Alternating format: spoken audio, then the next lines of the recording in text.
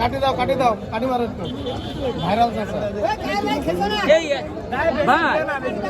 কাটি না বলে একটু বসবো কি করে ভাই গুড় না এক গুড় ভাই না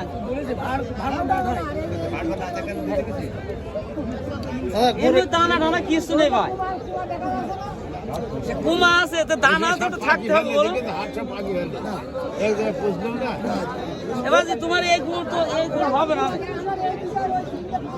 কাটতে পড়ে গেল না পড়ে ও পড়ে যাবে নরম হলে কেন গুড় নরম হইলে কেন আছে বেটা চালের ব্যাপার স্যাপার আছে দিন ধরা না আছে এই জন্য এটা নরম হয়েছে তাছাড়া এই গুড়টা